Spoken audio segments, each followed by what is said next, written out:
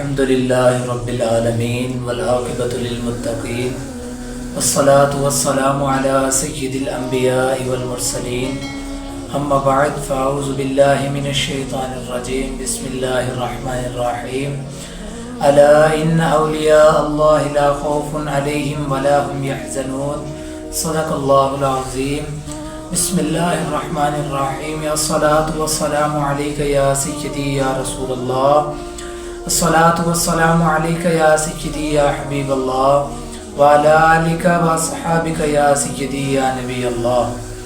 اللہ تعالیٰ نے قرآن مجید فرقان حمید میں ارشاد فرمایا الا ان اولیاء اللہ لا خوف علیہم ولا هم یحزنون، خبردار اللہ تعالیٰ کے ولیوں کو نہ تو کوئی خوف ہوگا اور نہ وہ غمگین ہوں گے۔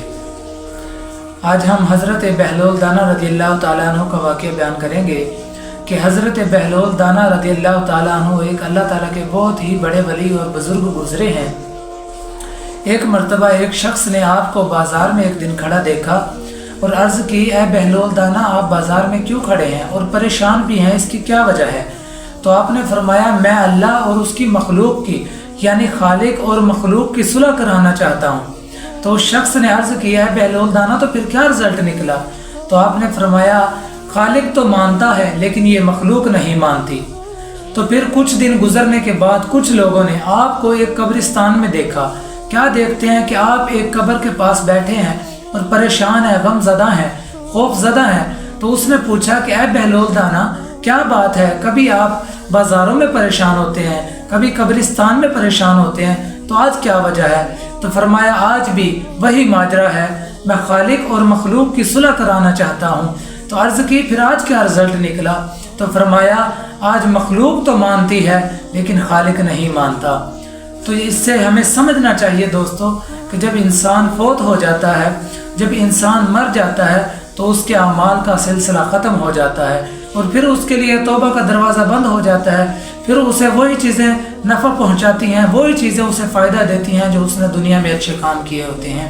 یہی حضرت بہلول دانا رضی اللہ تعالی عنہ ایک مرتبہ دریا کے کنارے ریت کے گھر بنا رہے ہیں، ریت کے مکان بنا کر بیچ رہے ہیں۔ تو وہاں سے بادشاہ ہارون رشید کی ملکہ جو تھی، ان کی جو بیوی تھی، اس کا گزر ہوا۔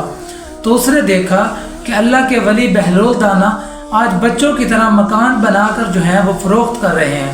تو آپ نے عرض کی اے بہلول دانا یہ مکان کیا ہے، یہ آپ کیا کر رہے ہیں؟ تو انہوں نے فرمایا کہ میں جنت کے محل بنا کر بیچ رہا ہوں۔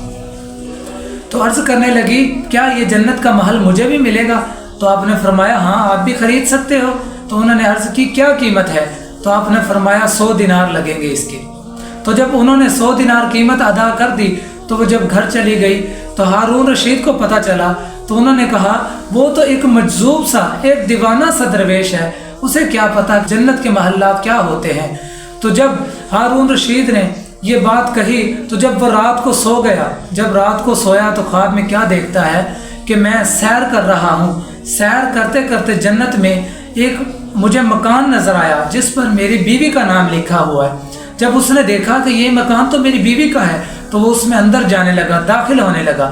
جب وہ اس میں داخل ہونے لگا تو اس پر جو دربان تھا اس نے اسے روک دیا کہ اس مکان میں تم داخل نہیں ہو سکتے، یہ تمہاری بیوی کا ہے۔